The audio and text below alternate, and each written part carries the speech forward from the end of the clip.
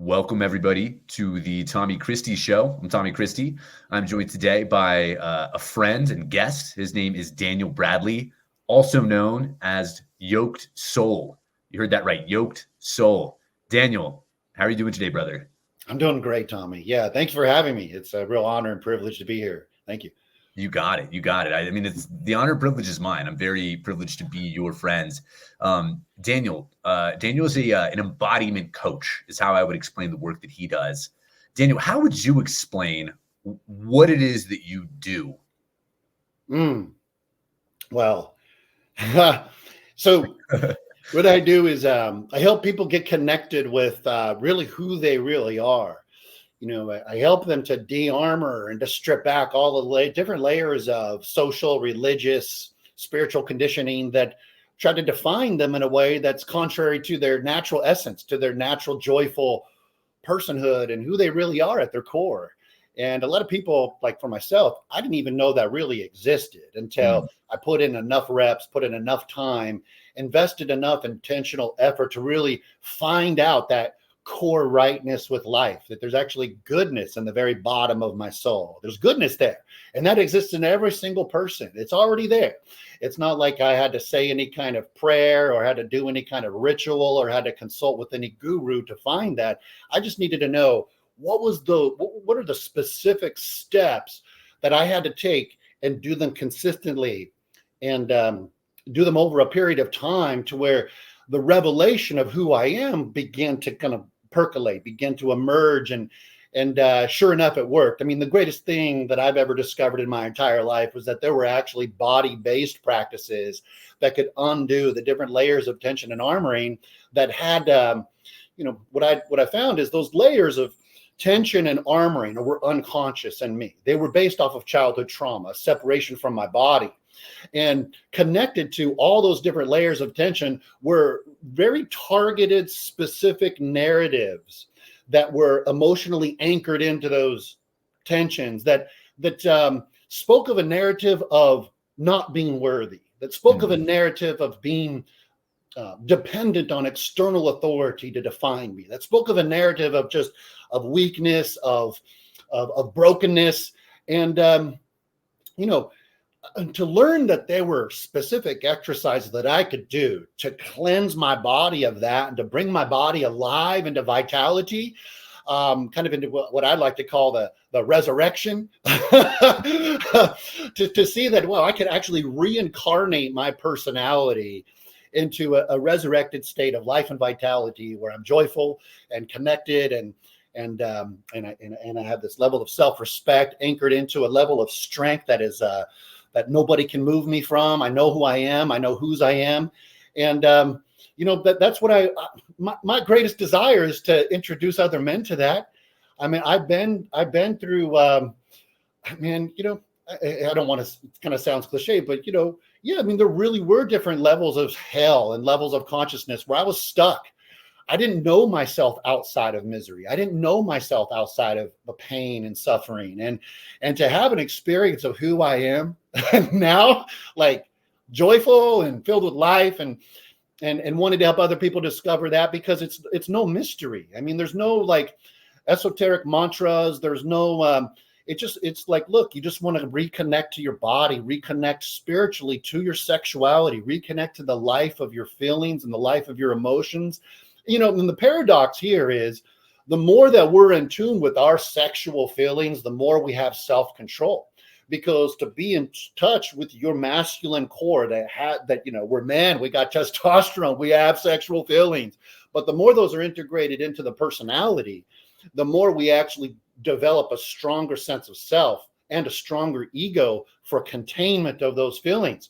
And that's a big difference than repressing the feelings. That's a big difference than, let me become religious and so push that down. Oh, maybe that's evil. Maybe that's bad. Look at the different directions I went in life. And that really hurt me because I was caught up in that kind of energy and it consumed me and dominated me. Well, the healthy approach is, how can I form a healing relationship with my body? One of respect, one of saying, hey, I can detach from that.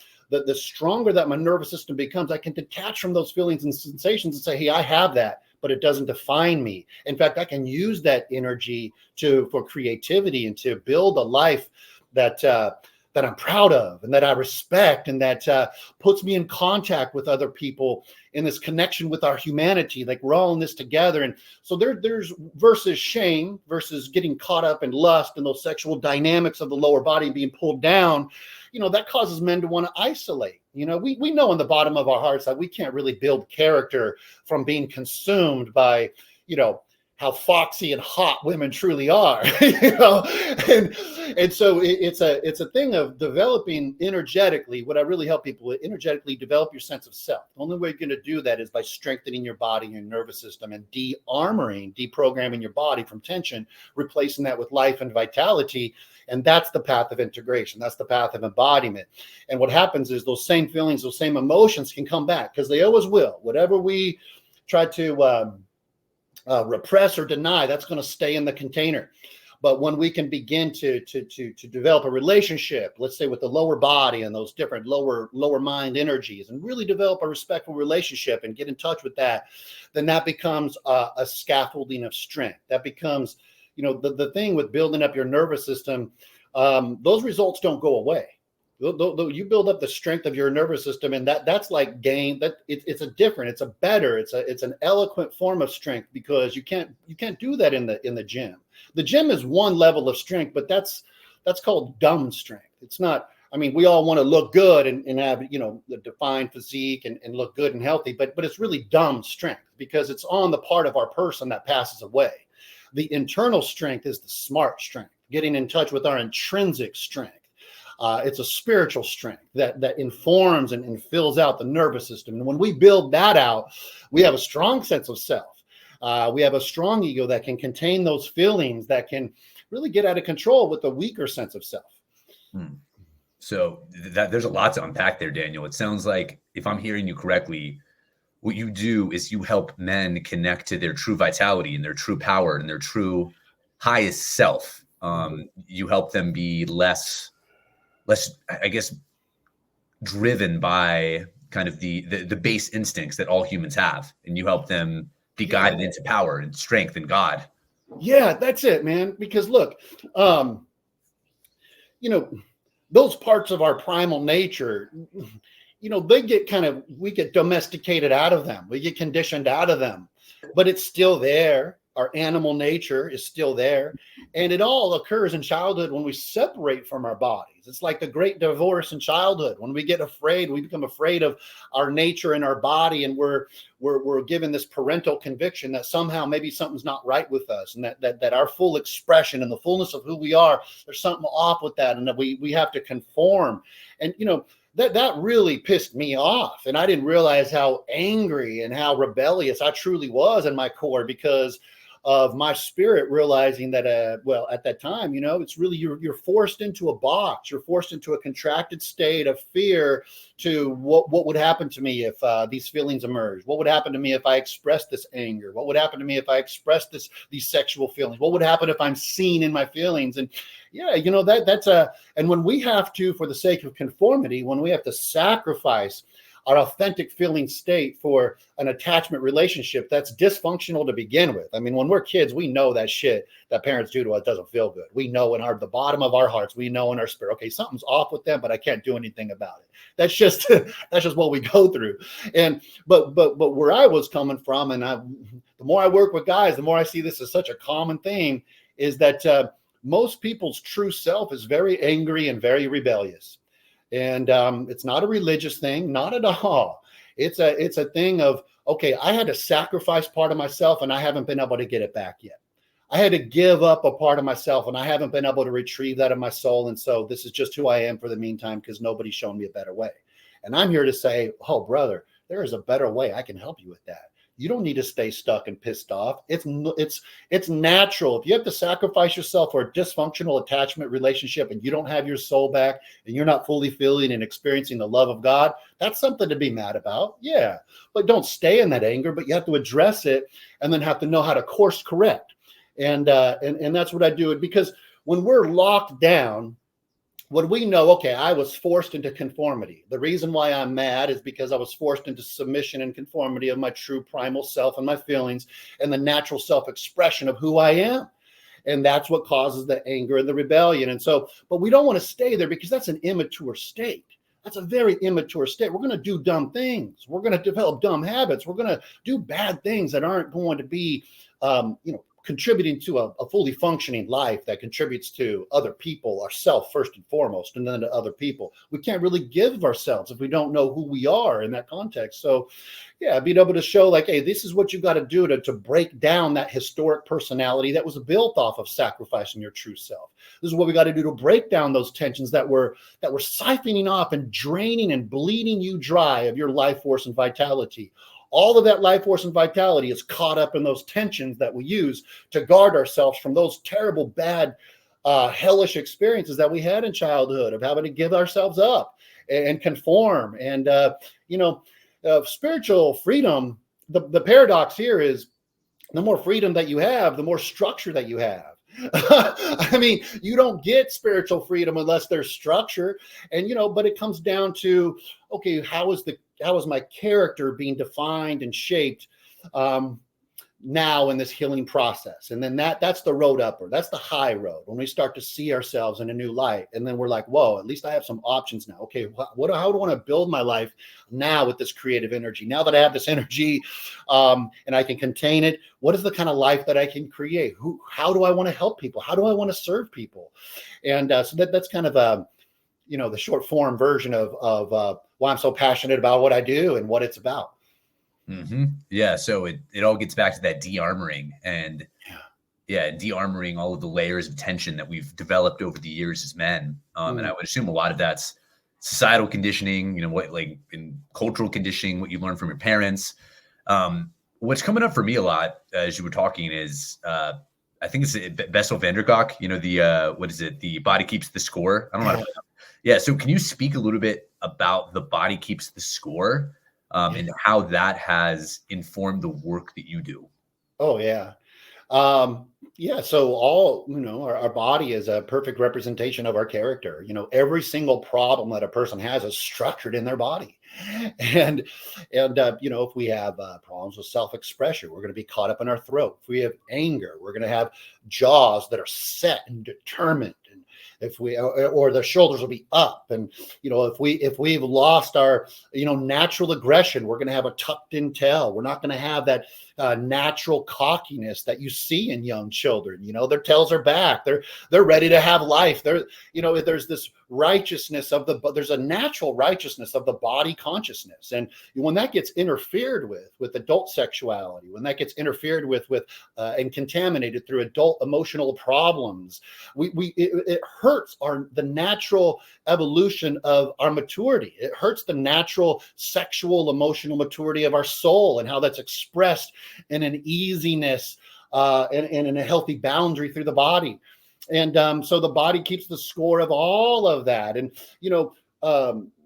developing a relationship with the body is the most important thing that a person can do. A spiritual relationship, one that says, I'm going to care for this creature. I'm going to care for this great spiritual gift that God has given me. That's the level that I go to. I don't really talk this way with everybody that I work with, because most people just want to start feeling better. They just want to have less anxiety, less depression, less stress, and just want to feel more grounded. But, because this is, kind of an open context to the spiritual level. Yeah. Like these bodies are our greatest gift because they are our direct interface with other people. They are the intermediary between, heaven and earth. They are the focal point of our reality. We don't know reality outside of these bodies. And so it really is working on the foundational strength of energetically strengthening the core of our body to begin healing, to know that, wow, I actually am worthy of healing. I actually am worthy of feeling really good, and really agreeing with that concept, and then doing the work consistently over a preponderance of time to start feeling the results. And that's the effectiveness of my work. If you do the work, this is not theory. This is not, let me think about it from this angle. Let me compare this and contrast this with whatever that Indian kind Ayurvedic. Yeah, thank you. Traditional Chinese medicine, or this isn't that at all. This is working with the bioenergetic reality of the body. I mean, this is work with the reality of the body. I mean, look, if somebody, it's kind of like this. People are in so much denial. You could tell them how angry they are, but unless you really spend time with them and able to kind of point that out where they're holding in their body, they won't even know it, because they've been in so much denial for so long. They're not going to be able to even feel into their body what I'm seeing. And so I show them specific exercises to begin evening that score. Because look, that person's body, your body, my body, everybody, it's all looking to you. My body looks to me. Your body looks to you. My body is all about me. Everybody else in the world, their body is all about them. Their personal business is none of my business. But we have to be civil. We have to communicate. We have to interact with one another. We have to all have a sense of belonging in the human family. So it's about, how much can I improve and show up as my best self? Transparent, clear, no agenda, then want to help my brothers out. And then walk them through the steps on how to even that score. To show them how to have a relationship with their body that will actually make them feel better, because their wife ain't going to do it. Their wife is going to resent them if they try to depend on them. They're not going to be able to find a girl that can do it. No girl has the capacity to heal a man in the way that a man is responsible to heal himself, but he just has to know what to do.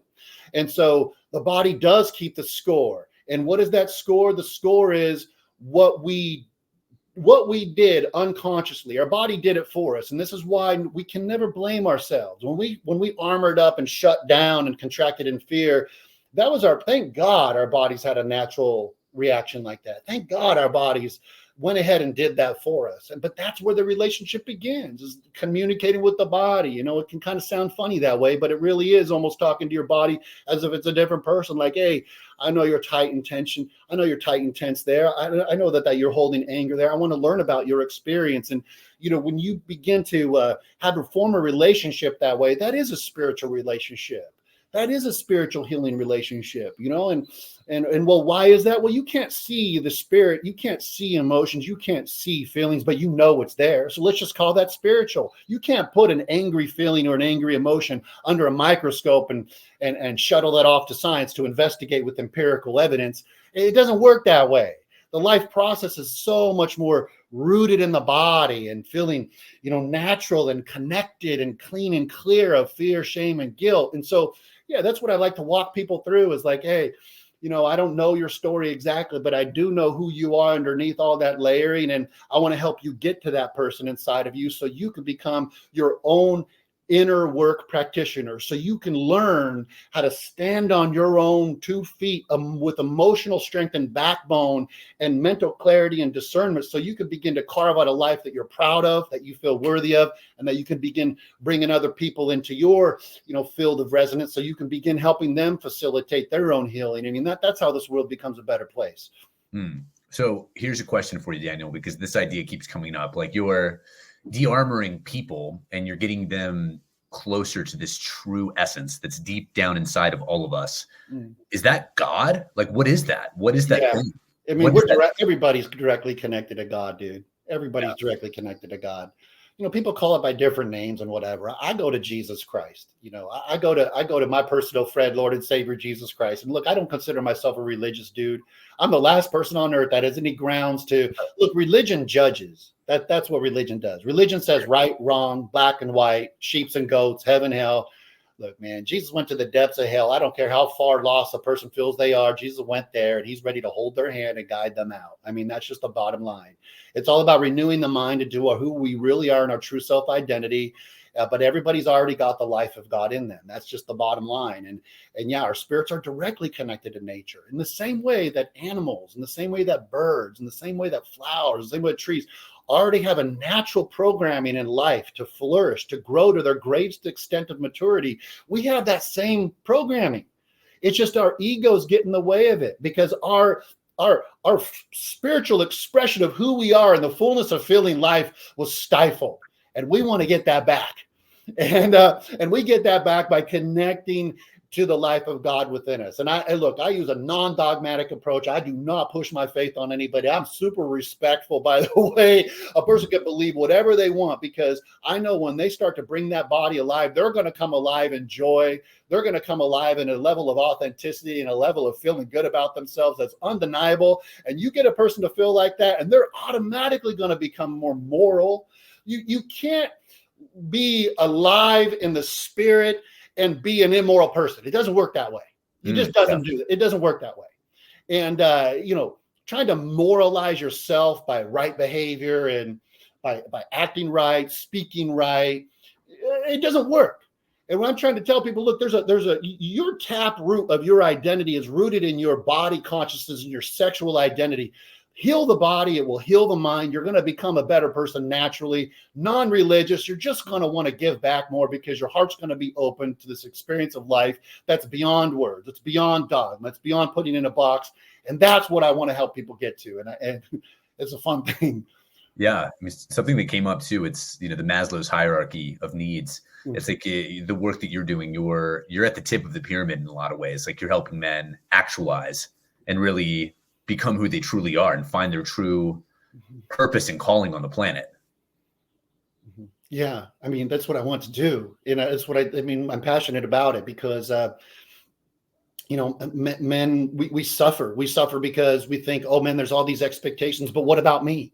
And we feel like, well, there's this role to fulfill. I have to be this level of strength. And a lot of times they're doing that from an overcompensated state where they're not able to bring the sense of adventure and the fun. They're not able to bring that sense of romance to the relationship. They're not able to be the true leader that they're called to be, because they're not sourced. They're not fully inhabiting their skin. There's still some trauma there. There's still some parts of themselves that is being held back because it's still in bondage to this emotional, to the imprisoning of those emotional experiences that they haven't quite healed from yet, which, has its roots in shame, fear, and guilt. And, the more you cleanse out the body, the more you're sourced in how to fully offer yourself in your full capacity, in a creative nature, in a self-regulated nature, in a way that really gives back to the world.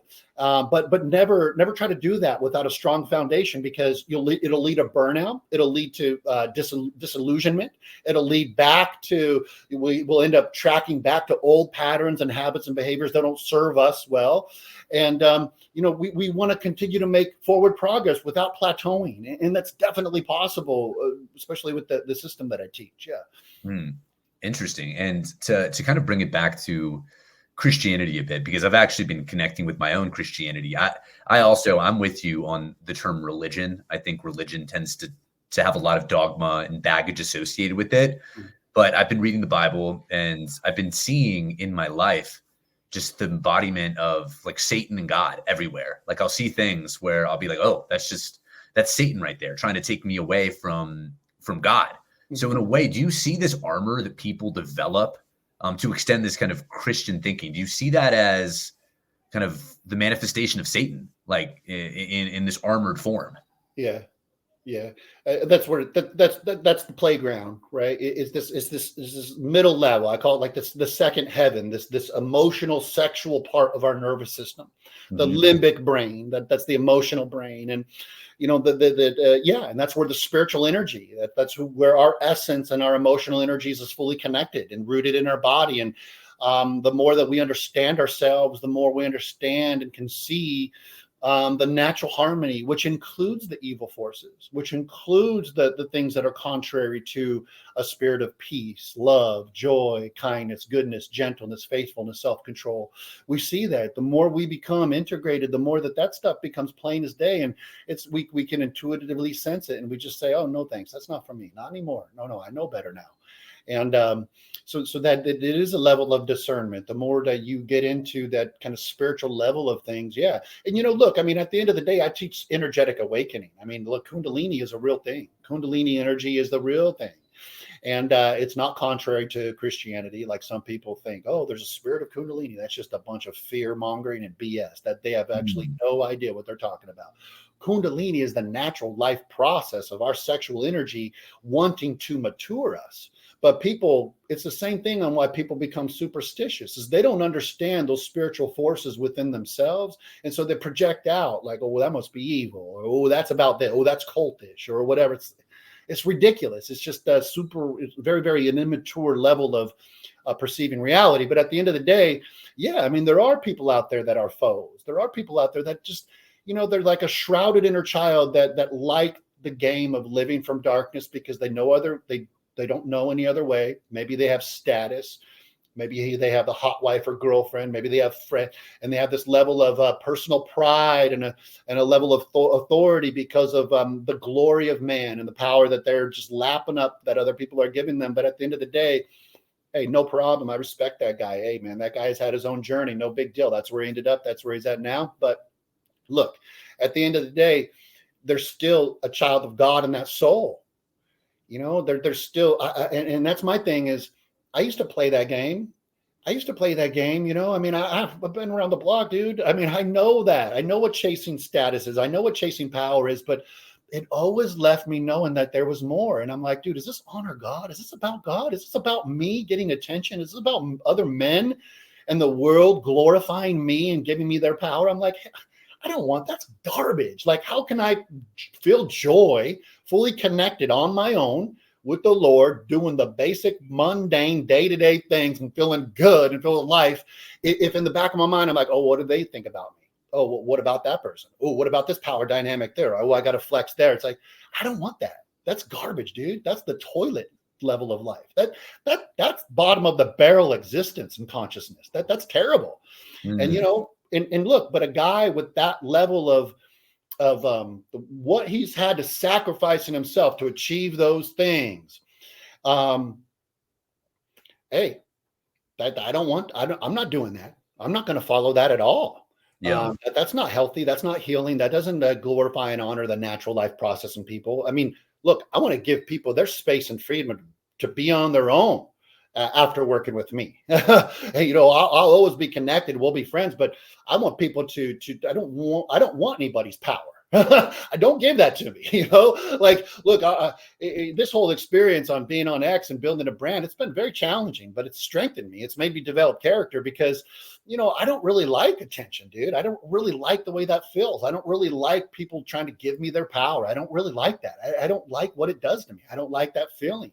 And because it doesn't feel clean, dude. It starts putting me on a different track, and it doesn't feel clean. It doesn't feel joyful. It feels heavy. It feels emotional. It feels sexual. It feels, and look, I know that it's a balance, and that's what I mean and how I've grown. It's a balance between, the upper level and the lower level as a complete system. And that's a lot of my practices mitigate the downward pulling energies of that. But, it's, yeah, I mean, kind of circling back to your original question, it is a challenge. I mean, the closer you get to God, and you do that through the body, by the way. I mean, it's a sensitivity thing. The more your nervous system is open and your heart's open and your body's open, the more you're sensitive to spiritual things. That's just the way life works. But yeah, then you're like, oh, the things of the world, investing in an image of myself that is not the feeling level of myself. Oh, that's a recipe for disaster. You hit a dead end alley real quick. That's a blind alley, dead end road, not going anywhere fast. And but that's the trick, is how can I connect the feelings of my heart, the things that I want to accomplish in life, with a grounded sense of worthiness, and that God is all on my side. That if God is for me, who can be against me? All things are possible through Christ who strengthens me. And so it's that level of heart feelings connected with, wow, he says right there in scripture, God wants me to have an abundant life, that I'll prosper in all that I do. And, I really believe those words. And because I'm in love with God, those words are becoming more and more of a reality. I mean, I've been so blessed, especially in the last year, things and blessings just come out of nowhere. And it's like, wow, all it does is just make me say, oh, thank you, God. Like, I'm your son and you love me. You want all this for me. Wow. I'm worthy for this. This is amazing. And that's a very real experience. Like that, you can't get that from another man. You can't get that from your homies. You can't get that from a woman. This is a mano a mano kind of connection where it's the heart is so filled with the love of God's presence. And, you know, he wants us to have all these good things. He really does. But he's very clear. He says, look, kind of going back to what you were saying and where I was a moment ago, he says, look, if you first seek the kingdom of God and his righteousness, all these things will be added unto you. I know what they have. I know what the world has, but you trust me, and I'm not going to give you some beat up jalopy. I'm not going to give you some secondhand hand-me-downs, you know, concession round. You know, he's like, look, I'm going to make sure that you get those blessings custom fit and tailored to your heart and your heart's desire. I will give you that, son. That's the kind of God we serve. And, you know, but here's the secret, Tommy.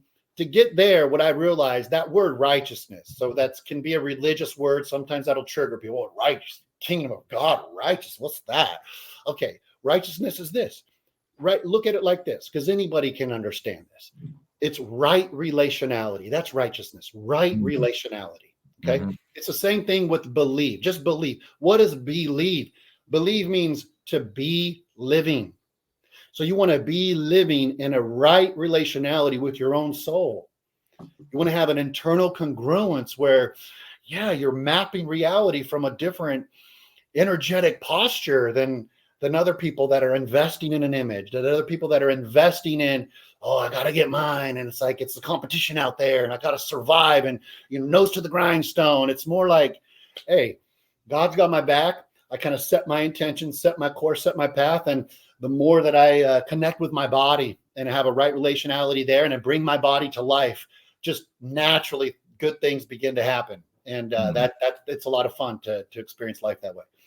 I totally agree. I've only recently been connecting with God. I used to be an atheist for a very long time, probably for the last 20 years, atheist, agnostic. I didn't have faith that there was a God. But now that I've kind of been shifting my theology and my perspective on God, I've noticed all of these beautiful, I mean, it's armor. Like it's exchanging one type of armor for another form of armor. I think that's what Paul talks about in some of his epistles in the New Testament.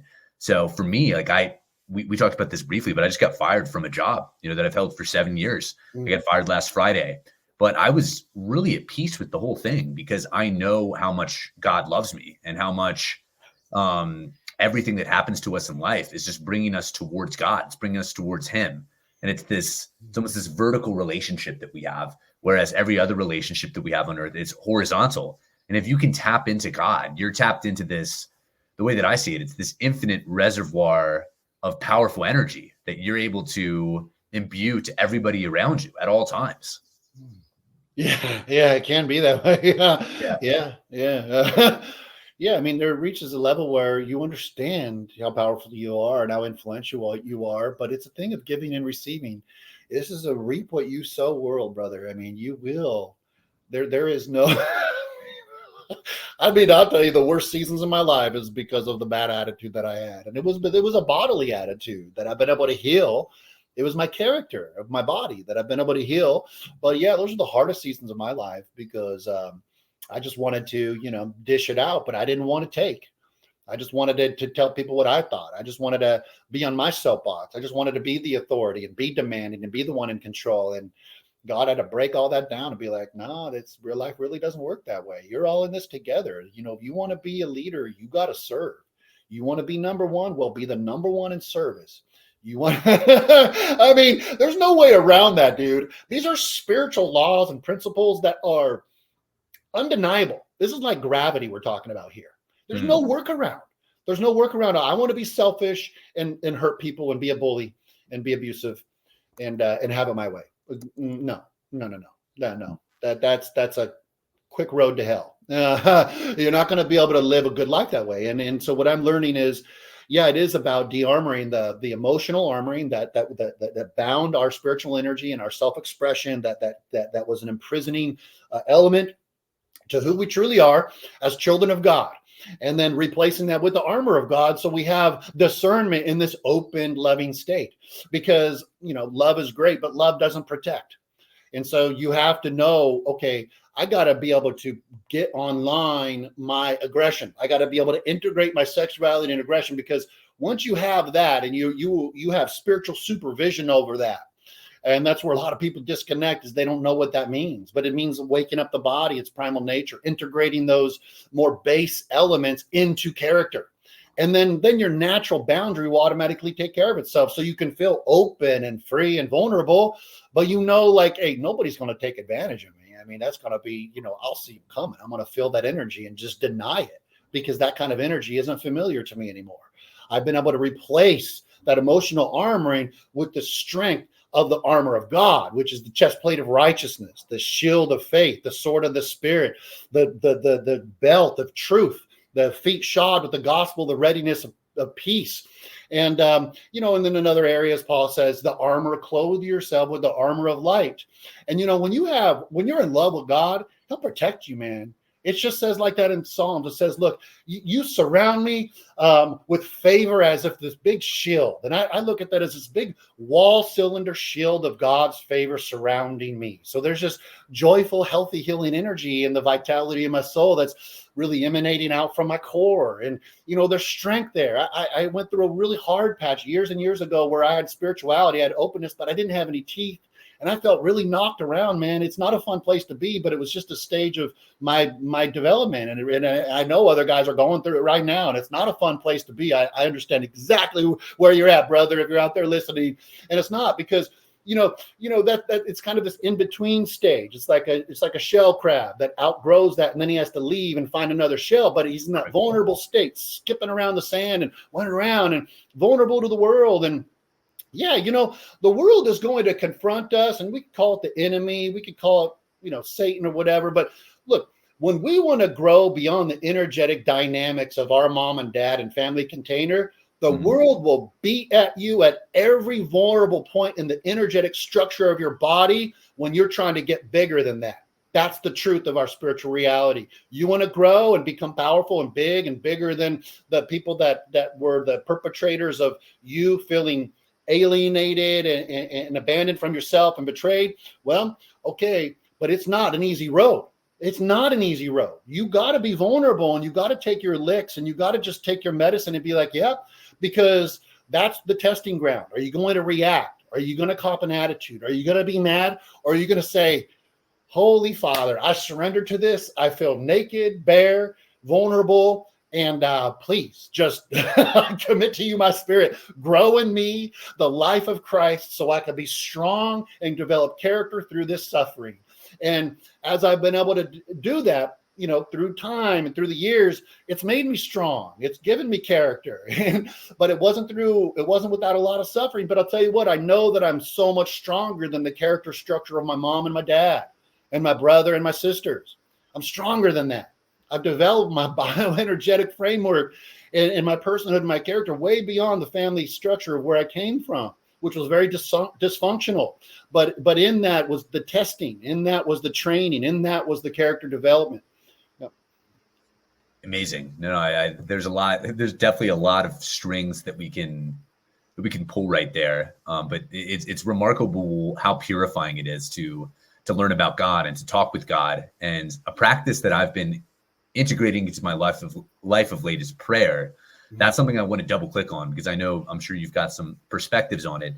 How do you pray, Daniel, and what value do you see in prayer for let's say men specifically? Because I do think a lot of your work is catered towards kind of a masculine audience. Like, how do you pray, and what value do you see in it for men that might be listening to this? Pray.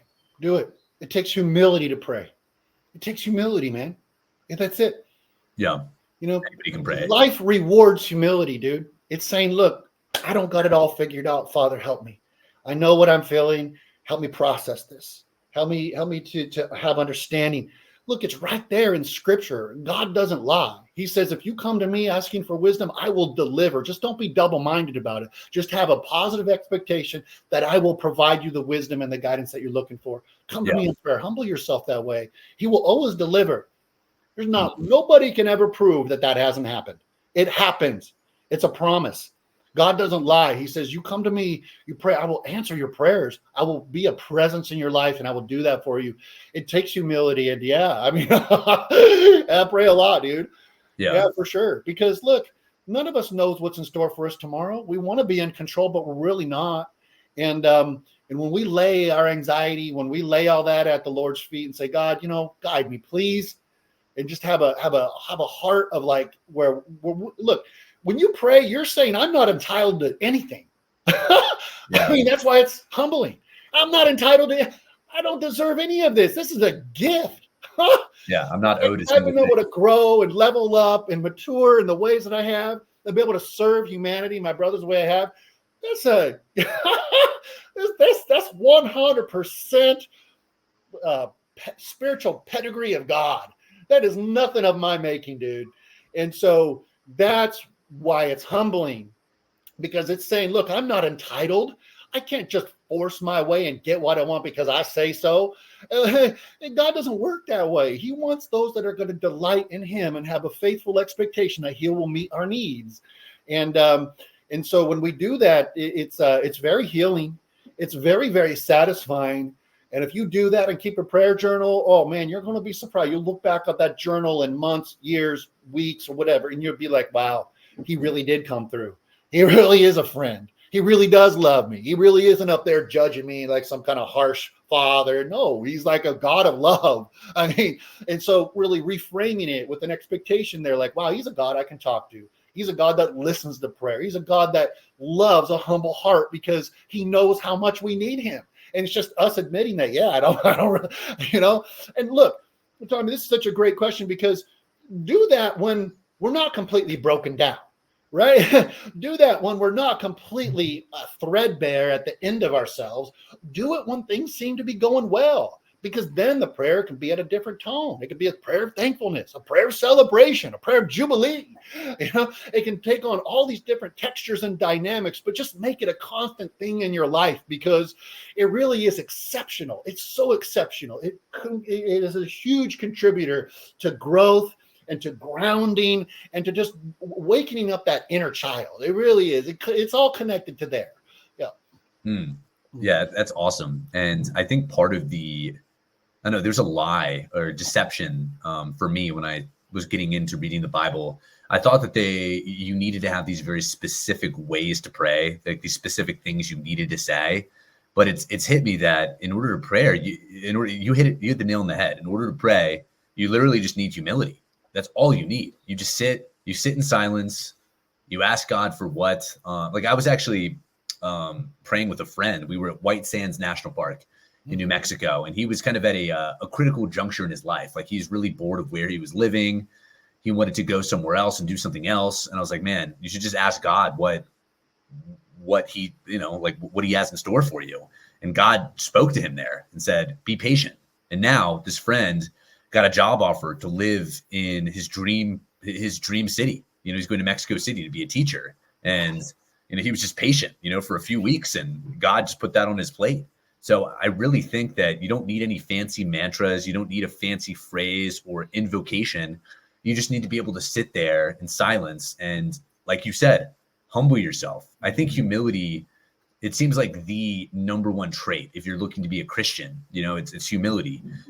Daniel, this is a question I had for you because it's a loaded term in today's world. What does it mean to be a Christian? What does that mean to you? Oh, man, I mean, I'm kind of take the Carl Jung approach, where it's like you gotta leave the label of even being a Christian. I mean, when you meet Christ, you meet Christ. It's like a real thing. Mm-hmm. I don't really like the word Christian, but That's look, fair. it's just look, I've uncovered the life of Christ within me. I know my true, eternal, true self-identity that doesn't die. I'm not afraid of death.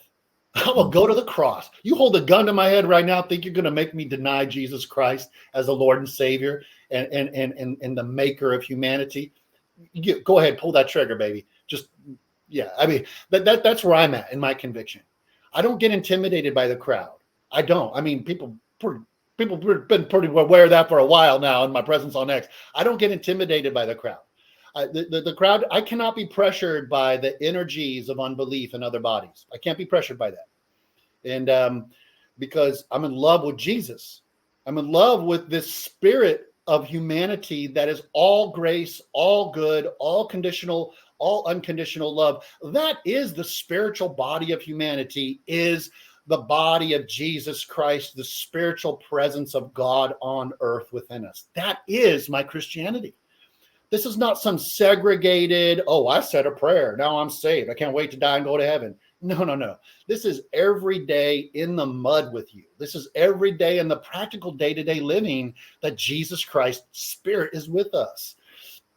You know, and so that's what Christianity means to me. Is it means like, wow, there really was a man who really lived, who really died, who really gave, who really lived a perfect life. Mhm. who really had perfect blood, who really had a perfect nature that was perfectly loving, perfectly giving, perfectly selfless. All he was love, and he died for humanity. And so that we would all, whether we like it or not, we are all one flesh with God because of what Jesus Christ did. He is the eros love of God. He is the passion of God. There is no way to find your way around him. He is there. You go to hell, he's there. Jesus is in hell below, and he's in heaven above. He's everywhere. He's everywhere. Because look at the body, your body, my body, human body has literally every trace element of every facet of reality, all the elements of existence in the cosmos and the planet Earth, the periodic table of elements. You look at that, human body right there. Look at the resurrection of Jesus Christ is literally him resurrecting in the nature of God connection and the very fabric of consciousness, converting death, converted all of death, sin, separation into the presence and ecstasy of a euphoric union with God. And that is what we have now. Through Jesus Christ, we are the resurrection in life right now. This isn't something to wait to experience until heaven. We are this right now. And this is where so many people get it wrong. And it's because they don't do mind body work to connect there. And, you know, God bless their hearts. They have their version of religion and version of Christianity. And that's fine. I respect that. But I'm saying, look, there are so much deeper levels there when you begin to focus on how can I bring my body back to life? How can I bring my body back to life in its natural vibrancy and state of aliveness? Because that's what God wants for us. But look, that's what Christianity means to me is resurrection. The way that I coach men is resurrection for sexual selection. Why is that so important? Because that's right in alignment with life. Men are the authority over women. Men have the leadership responsibility over women and children. We want to strengthen men in this world. Men are not going to be strengthened until they become emotionally healthy and their body is filled with vitality. They're not going to have a strong sense of self until they reach that level of spiritual potency. You don't have spiritual or, here's the important part, you don't have spiritual or sexual potency if you don't have a strong sense of self. You're only going to develop ego strength, and a strong ego strength body being strengthened with vitality is what I mean by that. You're only going to have a strong sense of self through relieving the body of its emotional suffering from childhood wounds. And that puts you smack dab in the will of God, harmonized with the natural elements of life, a man of masculine elegance and leadership for women in community, because a man in this way has principles that are now bioenergetically a part of his soul and character, and he intuitively discerns right and wrong because he's grown in wisdom and stature before God and men. I mean, that's my idea of Christianity, and that's the way I live. Yeah, I mean, it sounds like that's directly tied in with masculinity as well. A lot of what you were speaking about, you know, speaks to the core of what I believe masculinity is. Yeah. And right now, I think it's pretty clear, if you're being honest with yourself, that there is a crisis of masculinity that's happening in the world right now. I think I was looking at some statistics earlier. 33% of men in America are obese right now. That's not even fat. That's obese, like morbidly fat. There's another, well, I was looking it up. Men are 4 more times likely to commit suicide than women. We're also in a position as well where I think it's 6 to 7 million men are depressed right now in the United States of America. Yeah. Why is this happening, Daniel? Why are men so out of our true core, and why are we so disconnected from our true masculinity? Because we're disconnected from our bodies. I mean, that's the bottom line. Yeah. Bad mothers, bad mothers, bad examples of fathers.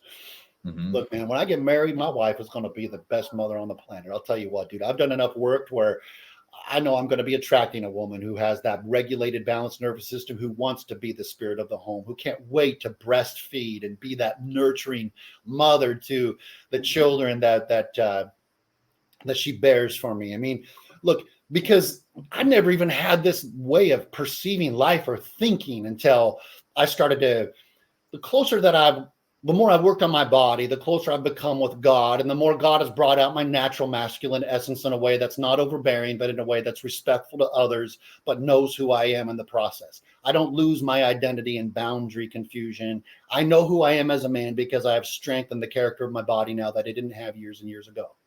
Okay, so that's the big issue with men, is they're not connected to their primal nature. They're not connected with their sexuality and aggression. They think that there's something wrong with them for that to be expressed. They think that there's something to be ashamed about. They blame themselves. They live from this place of not enoughness. That's the core issue, not enoughness.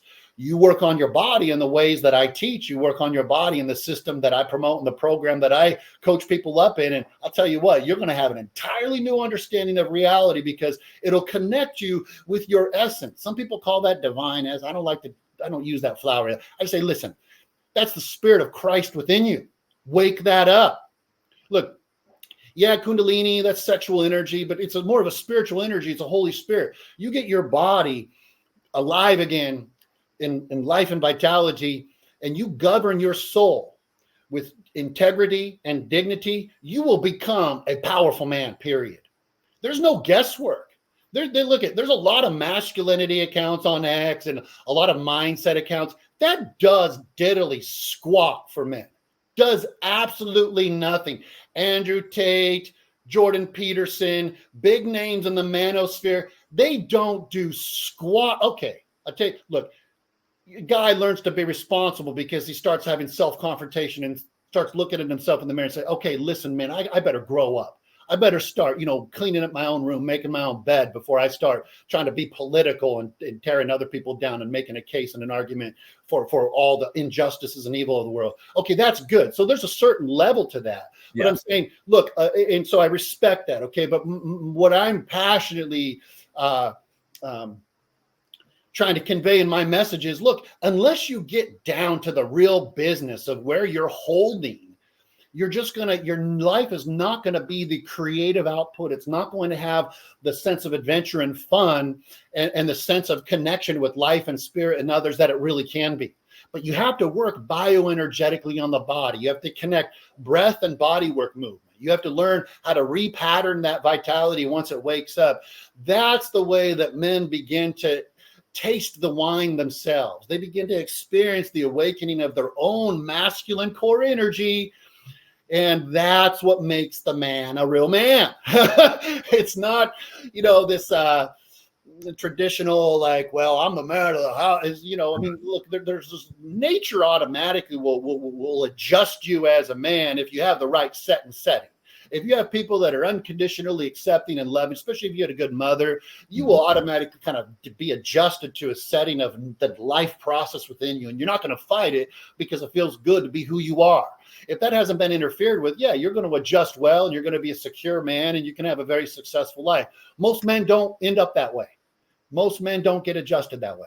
And so what I'm here to do is say, hey, listen, you can talk about masculinity. You can read about masculinity all day long. You can go to therapy all day long. But unless you assume the responsibility of changing your own body structure and redoing the character structure of your body into grace and harmony with the natural life process, you're not going to be the man that God has called you to be.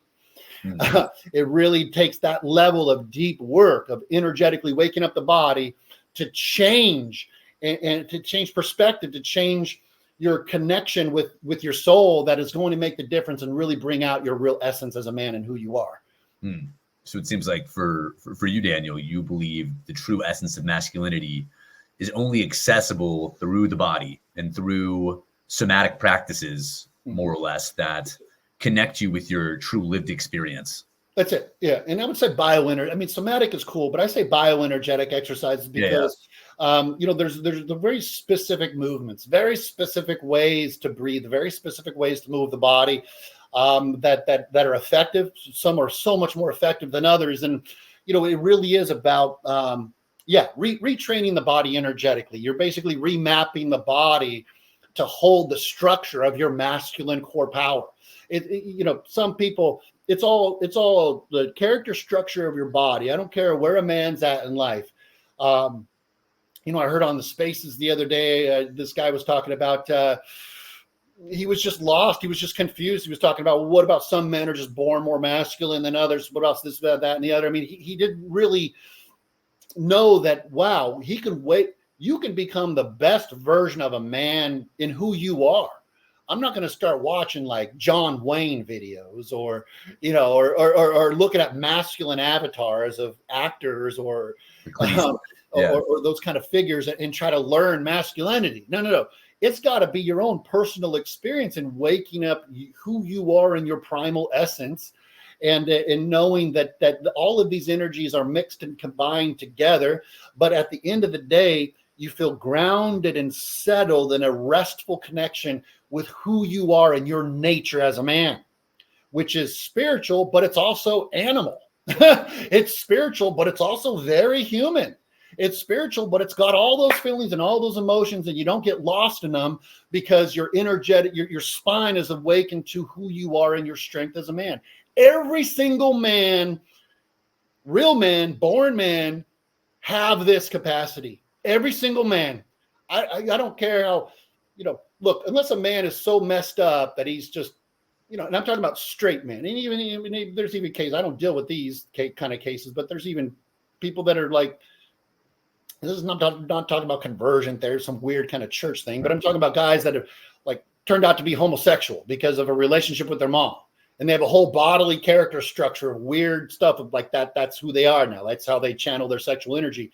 There's cases of those guys working with guys that are a lot further down the road than I am in bioenergetic training, and some real masters in the field where, yeah, their body got aligned with the natural energies of life. And what I'm trying to say is that doesn't belong in the body. When you heal emotionally, you're healing into the root energetic identity of your sexual body consciousness. And the more that you heal your emotional limbic nervous system and you energize your body with life and vitality, all that stuff takes care of itself. You just become more open and free. You become strong. You become somebody that used to find yourself kind of caving and collapsing in the face of fear or challenge. And now you're just naturally upright, and you maintain dignity, and you have integrity of mind and body, and you're fully connected. This is just naturally waking up the life process in the body, brother. And it's not rocket science. Again, this is not mental. This is, you do the work and the results take care of themselves, because it just works that stuff out of the nervous system and helps you to return to your natural state of masculine presence and essence, which is powerful and really what this world needs more of. Something that keeps coming up for me when you're talking there, Daniel, is the word integrity. You know, it's about kind of fortifying your relationship with your body, and then you have integrity in like your physical form, and that maps onto your spiritual life, and it maps onto your emotional life, and it maps onto the world around you. You know, and you're this put together, integrated human when you do this work.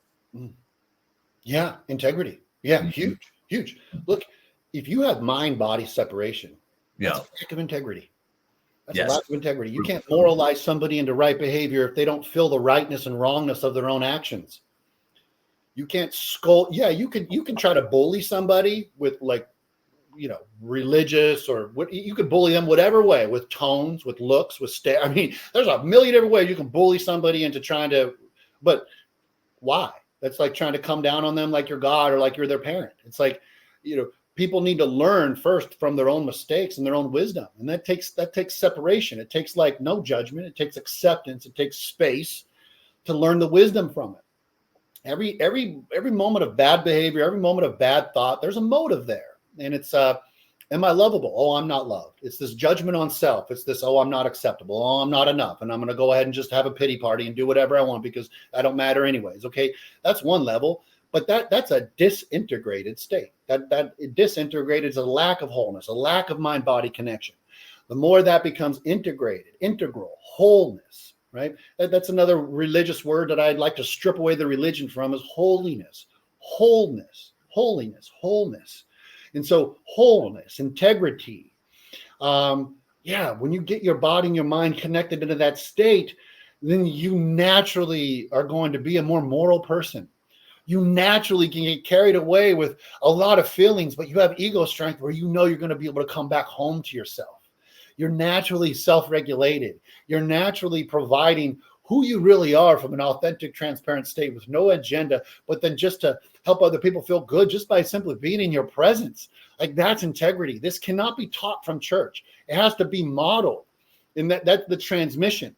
Same way that my mentor, who's an energetic master, has given me so much transmission of his wisdom, of his knowledge. It's amazing, dude. He's transformed my life because of who he is in character, who he really is, and his DNA. Now, he's a man like you and me, right? He's not a god, but he is so dang integrated that his spiritual reality, his body is so well taken care of and enveloped in his spiritual presence that's just second nature. It's just him taking care of himself and staying in 100% alignment and integrity is as easy as breathing. I mean, there's no thinking about it. It's just a natural, intuitive state connected to the cosmos, the universal nature, and others. And he's good like that, dude. He's like a modern. I don't even know what to call him. I mean, let's just say he's a fully integrated man who has amazing spiritual abilities, and he's tremendously spiritually gifted. And it's a blessing and a gift that I can call my friend and mentor. And but it's a transmission. It's energy that's compressed because it's in his character. It's enfolded into his DNA and his bones, and that comes out. In the same way that people can get charged up and talking with me, and why they feel my energy is because it's the same thing. I'm a lot more he's a lot. My mentor's a lot more contained. I mean, I'm in a season of my life where my energetics are very pronounced and outgoing because it feels good to feel so alive, and this is kind of new to me still. And so it's why I am who I am. But yeah, it's transmission and it's integrity and it is character function. And this is what I bring to my coaching practice as well, Tommy. This is so important. Unless you've really done the kind of character work and done deep work, you can't really expect to coach and train people up to be somebody or to feel a connection within themselves that you don't first possess yourself. And so this is why, living each day in a way where that is honorable, in a way that I'm proud of, in a way that I know is going to benefit humanity because I'm edging into the best version of myself. And then that's how I present myself. And that's how I offer my life and service to other people and my coaching clients.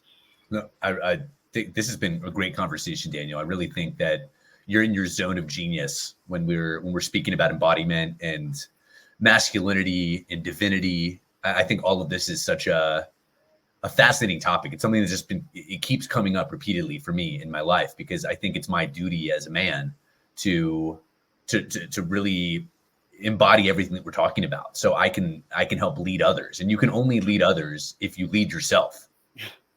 Yeah. I think that's true leadership. It's being able to be connected with God. And when you're connected with God, I think that's when you really become the leader that the world needs. Yeah. Mm-hmm.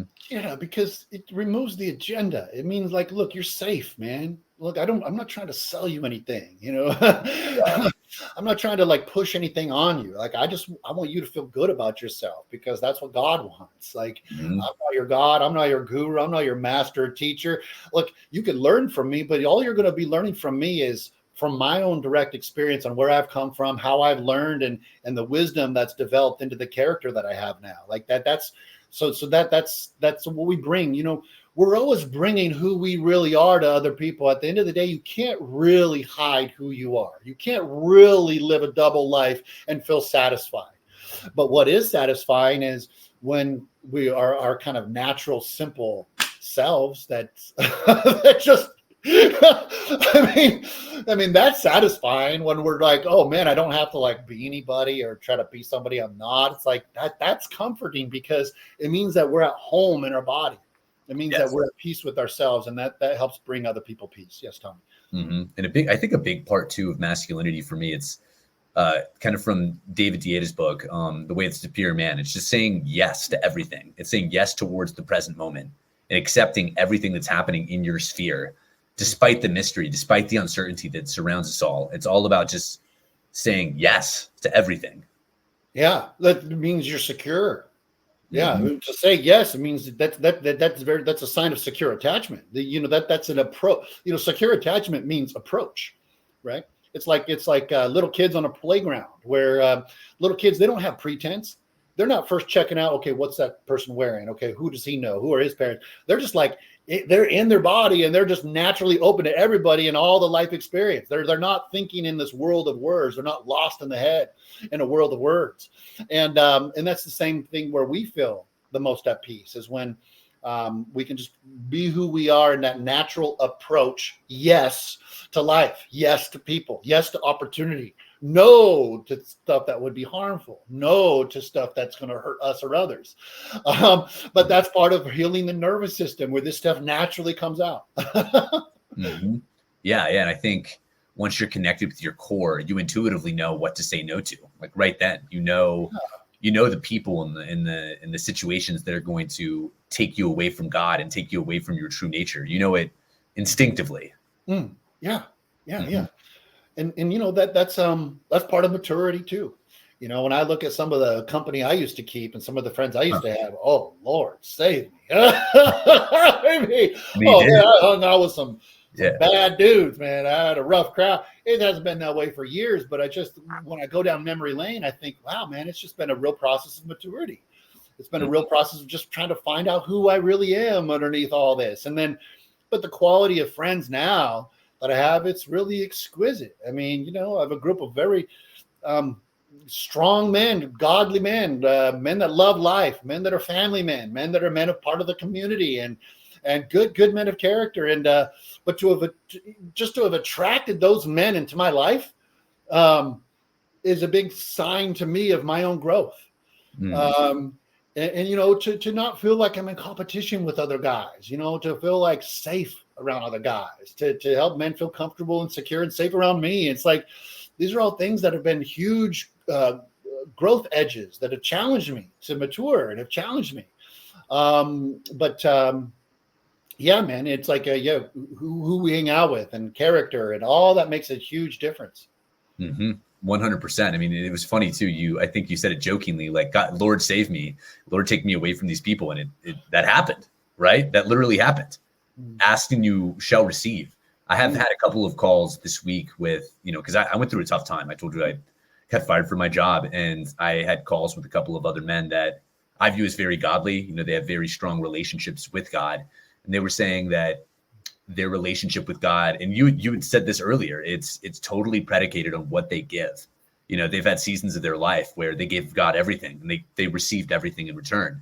So I think it's our duty as men to give everything that we have in every moment to the world, to God, to the people around us, to be impeccable with our word, to be impeccable with our service, to live open-heartedly and with gusto. That's a word that I really like, because I think it's something that you kind of get at in your work. Does that resonate?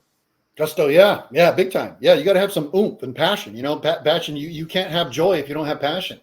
You're not going to you're not going to be the best representation of who you really are without passion. But again, that's all comes back to waking up the body, because it's not stuff that you can manufacture. You can't manufacture right behavior to get yourself out of anxiety or depression. It's not a cognitive thing. It's a body-based practice of revealing of healing your body to reveal who you are, and then to be able to provide more of yourself to the world. And what you're saying there is really true. And I would connect that to surrender. I would connect that to knowing what the process of surrender is. It took a long time for me to figure out, to discern surrender does not mean submission. Those are two different things. Surrender is not submission. I was confused. I was so locked up and so bullheaded. I mean, I was very stubborn. I had a lot of stuff to work through, but understanding the difference between those two. And surrender is surrendering to the body. Surrender is surrendering to your body and its storehouse of all those experiences that, and then processing them and healing the body. But receiving the body in that way is surrendering to it, to then feel rooted and grounded in your body, and to be strengthened from that position.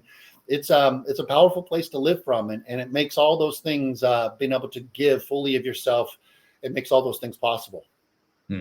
Wonderful, Daniel. Well, I think we are running down on time here. I wanted to give you the floor to let people know where they can find you. Where can they find your work? How can they connect with you? Yeah, good. So people can connect with me on X. Yoked Soul is my handle, and then they can also go to my website and explore some things there. Yokedsoul.com.